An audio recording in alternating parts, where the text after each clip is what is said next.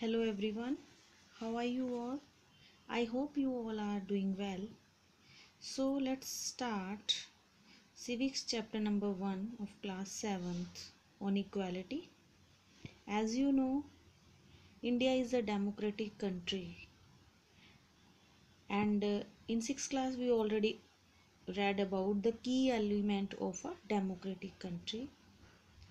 So equality is a key features of a democratic country, and in this chapter we will read more about equality and what is it and the meaning and why it's important in a democratic country. And start करते हैं कांता की एक story से. Now in this picture it's showing that there are some people, those who are standing in a queue, and that day was the voting day. Voting day है ये. सभी तरह के लोग जो है एक लाइन में एक क्यू में खड़े हैं. And this one is the election day. And यहाँ पे कांता भी है. See the Kanta, it's showing Kanta and she is a domestic servant. Kanta एक डोमेस्टिक सर्वेंट है. वो लोगों के घरों में काम करती है. एंड कांता के साथ उसकी फ्रेंड सुजाता है और वो डिस्कस कर रहे हैं किसी बात पे. मतलब सुजाता जो है वो कह रही है कि आज मतलब ये देख के खुशी हो रही है कि इलेक्शन वाले दिन सभी जो लोग हैं, चाहे वो किसी भी बैकग्राउंड से हों, चाहे वो कोई टीचर है, चाहे वो ट्रेडर है, इंजीनियर है, स्टूडेंट है, सभी एक ही लाइन में आज खड़े हैं. ठीक है. सो जो अशोक जैन है ये एक इंडस्ट्रियलिस्ट है और कांता उनके घर में काम करती है, वर्क करती है. नाउ वो दोनों वोट डालती हैं और जो कांता है वो सुजाता वो कांता से बोलती है कि मैं तो उसको ही वोट डालूंगी जो वो क्या करेगा, जो अच्छा कैंडिडेट होगा, जो हमारे एरिया की जो पाइप्स वगैरह हैं उनको ठीक करेगा. सो घर में जब कांता जाती है तो उसकी बेटी बीमार होती है. तो कांता उसको बोलती है कि मैं वर्क करके वापस आती हूँ, फिर मैं तुझे हॉस्पिटल में ले जाऊँगी, क्योंकि मैं वहाँ जाके अपने मालिक से कुछ एडवांस ले लूँगी. ओके. सो कांता जब अपने वर्क प्लेस पे जाती है तो उसकी जो मालिक होते हैं उनकी वाइफ बोलती है कि सारे कॉर्नर्स को अच्छी तरह से साफ़ करना. और वो बोलती है कि वो बाद में कांता बोलती है कि मेरी बेटी बीमार है तो मुझे कुछ एडवांस चाहिए.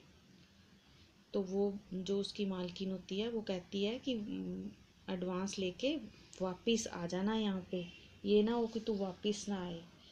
क्योंकि कांता उसको बताती है कि मेरी बेटी बीमार है और मुझे उसको हॉस्पिटल में लेके जाना है. तो वो बेटी को जो जैन मैडम है वो जैन साहब से लाइक उसको बोलती है कि एडवांस देने के लिए, और वो एडवांस दे देते हैं और वो अपनी बेटी को लेके हॉस्पिटल में लेके जाती है. Now here equal right to vote. ये स्टोरी बिगिन हुई थी कांता जब एक लाइन में खड़ी थी तो और उसके साथ काफ़ी ज़्यादा लोग खड़े थे. उस स्टोरी जो स्टार्ट होती है, कांता एक लाइन में खड़ी होती है वोट कास्ट करने के लिए. तो वहाँ पे बहुत सारे लोग होते हैं. कांता मतलब एक एम्प्लॉय है. अशोक जैन और जो छोटे लाल हैं वो उसके पड़ोसी हैं.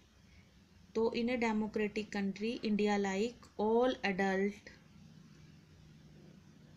irrespective of their religion they belong to, how much education, मतलब वो चाहे किसी भी रिलीजन से बिलोंग करते हो, चाहे वो कितने भी एजुकेटेड हो, चाहे वो पुअर हो, रिच हो, all have equal right to vote. That is called universal adult franchise. Universal adult franchise means the person those who are 18 year and above can cast the vote. So but as her days goes on, Kanta become less certain about what this equality really means, क्योंकि जब वो hospital में जाती है तो उसको doctor नहीं मिल पाता, ठीक है, मतलब तब उसको what is that make Kanta unsure। सो उस दिन का वो बोलते हैं कि मतलब एक देख लेते हैं कि उस दिन कांता के साथ क्या हुआ। वो एक स्लम बस्ती में रहती है, ठीक है, उसके घर के पास ही पीछे एक नाला है। उसकी बेटी बीमार इसलिए हो जाती है, her daughter is sick but she cannot take the day off from work. वो अपने वर्क से छुट्टी नहीं ले सकती है क्योंकि वो एक एम्प्लॉय है। तो वो अपनी बेटी को डॉक्टर के पास भी नहीं लेके जा सकती क्योंकि उसके पास उस टाइम पे पैसे नहीं है, because she is a domestic helper. तो जब वे and finally she ends her day by again standing in a long line. तो वो अपना दिन फिर से लंबी लाइन में ख़त्म करती है, ठीक है। वो गवर्नमेंट हॉस्पिटल में जाती है, तो वहाँ पे पुअर लोग होते हैं जो कि लाइंस में खड़े होते हैं। So other kinds of equality, Kanta की तरह ही बहुत सारे ऐसे डोमेस्टिक वर्कर्स हैं इंडिया में जिनको कि वोटिंग का राइट्स है, ठीक है। तो apart from being poor, people in India experience inequality in different ways. मतलब इंडिया में पुअर होने के अलावा जो इक्वालिटी है, इंडिया में इक्वालिटी क्या है, पुअर होने के अलावा मतलब so many inequalities are there. उसको कास्ट के बेस पे इनइक्वालिटी है, और जेंडर के बेस पे इनइक्वालिटी होती है, रिलीजन के बेस पे इनइक्वालिटी होती है। Now they are saying, let us see what this means by reading the two stories given below. Each of these is based on real incident in a people lives and reflect the different kinds of inequality that exist in India। तो एक story inequality की क्या है, caste system की है, कि अगर आप किसी रूरल एरिया में रहते हो तो if you live in rural India your cast identity is something that you probably learn और एक्सपीरियंस वेरी, मतलब आपकी एक जो कास्ट आइडेंटिटी है आपने बहुत पहले एक्सपीरियंस कर ली होगी। तो नाउ दे आर सेइंग कि देयर आर सम मैट्रीमोनियल्स एडवर्टाइजमेंट। यहाँ पे मैट्रीमोनियल की एडवर्टाइजमेंट है किसी बहुत रिनाउंड न्यूज़पेपर में। तो यहाँ पे सबसे पहले क्या है, इस न्यूज़पेपर में कास्ट को ज़्यादा दिया हुआ उन्होंने। सी फर्स्टली एंड सेकेंड है तमिल ब्राह्मण, उनको ब्राह्मण ये वाले तमिल ब्राह्मण, उसको ये लड़का चाहिए, उनको ये वाली। तो ये क्या है, ये डिफरेंट काइंड्स ऑफ इनइक्वालिटी है। So now let us read a story about the experience of a Dalit child attending school. तो ये स्टोरी, ये क्या है, Dalit in class you have already read about Dalit, जिसके बारे में हम 6th क्लास में पढ़ा था कि वो लोग जो टैब्स हैं वो यूज़ नहीं कर सकते, वेल्स यूज़ नहीं कर सकते, जो पब्लिक प्लेसेस है वहाँ से अच्छे से नहीं जा सकते, ठीक है, वहाँ पे उनको सीरियसली डिस्क्रिमिनेट किया जाता है। Now there is a story of Om Prakash Valmiki, जो एक फेमस दलित राइटर थे। तो उन्होंने अपनी ऑटोबायोग्राफी लिखी है जूठन। तो अकॉर्डिंग टू हिम कि मैं I had to sit away from the others in the school, मुझे पीछे बिठा दिया जाता था फ्लोर पे। तो मैं फ्लोर पे सबसे पीछे बैठ जाता था। कभी कभी क्या होता था कि यहाँ पे मैं सबसे पीछे बैठ जाता था near the door. Sometime they would beat me without any reason, कभी वो मैं मुझे बिना किसी कारण के मारते थे, ठीक है। और उनका जो हेड मास्टर था उनको बोलते थे कि पूरा स्कूल साफ़ करने के लिए, झाड़ू लगाने के लिए। तो he was just studied in 4th class, तो उसके लिए ये बहुत मुश्किल होता था पूरे स्कूल में झाड़ू लगाना, प्ले ग्राउंड में झाड़ू लगाना।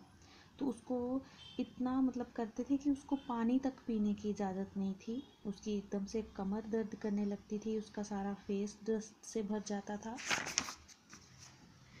जबकि डस्ट क्या थी, उसके मुंह के अंदर तक चली जाती थी। उसके जो सारे जो क्लासमेट्स थे वो वर्क करते थे, वो पढ़ते थे, और जब वो क्या करता था, स्वीपिंग करता था, तो जो हेडमास्टर था वो उसको अपनी रूम में बैठ के अपनी चेयर पे उसको वॉच करता था। तो उसको ये भी अलाउड नहीं था कि वो एक गिलास पानी पी सके, पूरा दिन वो झाड़ू लगाता था। तो एक दिन क्या हुआ, Om Prakash was made to sweep the school and playground for the next couple of days. उसको बोला गया स्कूल वगैरह साफ़ करने के लिए। ये जो सिलसिला ये कब ख़त्म हुआ, जब एक दिन उसके फादर जो वहाँ से गुजर रहे थे, उन्होंने देखा कि उनका बेटा जो है वो क्लीनिंग कर रहा है स्कूल की, पढ़ने की बजाय वो क्लीनिंग कर रहा है। He confronted the teacher and then walking away from the school holding Om Prakash's hand, he said loudly for all of them to hear। मतलब वो उनके साथ बहस होती है, टीचर्स के साथ, हेडमास्टर के साथ, और वो अपने बेटे की बाजू को पकड़ के उसको ले जाते हैं और बोलते हैं कि मेरा बेटा यहीं पढ़ेगा, उसको यही पढ़ने का हक है, इसी स्कूल में ये पढ़ेगा। सो जो सेकंड स्टोरी है वो बेस्ड है, that story is an incident, जो कि एक इंसिडेंट है लार्ज, जो बड़ी सिटी है कंट्री की, उसमें से ये स्टोरी ली गई है। It's a story about mister and Mrs Ansari, जो कि एक अपार्टमेंट ढूंढ रहे होते हैं, ठीक है। उनके पास मनी होती है तो वो रेंट पे रहना चाहती हैं, तो वो एक प्रॉपर्टी डीलर के पास जाते हैं, उनसे कंसल्ट करते हैं। तो प्रॉपर्टी डीलर जो होता है उनको कुछ अपार्टमेंट बताते हैं जो रेंट पर अवेलेबल होते हैं। तो वो फर्स्ट अपार्टमेंट में विज़िट करते हैं, तो ये उनको ये वो पसंद आ जाता है। जब उस लैंड लेडी को पता चलता है कि उनका नेम अंसारी है, तो वो काफ़ी ज़्यादा बहाने बनाने लगती है, ठीक है। तो वो बोलती है कि आप मीट खाओगे, इससे हमारी जो बदबू फैल जाएगी, इसमें दुर्गंध फैल जाएगी। तो जो वो दोनों अंसारीज होते हैं वो मतलब प्रॉपर्टी डीलर, वो सभी सरप्राइज हो जाते हैं कि उस जो बिल्डिंग है वहाँ से नेबरहुड में उस मतलब कुकिंग करने की फ़िश की स्मेल आ रही थी, तब भी वो उसको वो अपार्टमेंट देने से मना कर देती है। फाइनली जो प्रॉपर्टी डीलर होता है, he told to both the Ansari that you might change your name, because the name of Ansari is the main problem। उनको अपना नाम कुमार रख लेना चाहिए, बट जो अंसारीज होते हैं वो ऐसा करने से इनकार कर देते हैं। इन द एंड क्या होता है, उनको एक अपार्टमेंट किराए पे मिल जाता है, ठीक है। Now recognisation dignity next topic है। You have understood by now that the caste we are born into, वो क्या करती है, हमें recognize करती है। the religion, जो हम religion practice करते हैं, the class background we come from, जिस background से हम आते हैं, चाहे वो middle हो, चाहे वो lower हो या higher हो, चाहे वो हम मेल हो या फीमेल हो, तो ये हमें क्या करते हैं, these are often the things जो डिटरमाइन करते हैं हमें अनइक्वली ट्रीट करने के लिए।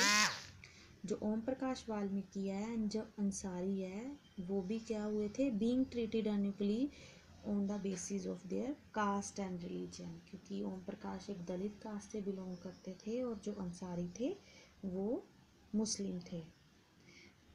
जब लोग मतलब जब when people are treated unequally, तो उनकी जो डिग्निटी है, उनकी जो रिस्पेक्ट है, वो वायलेट होती है।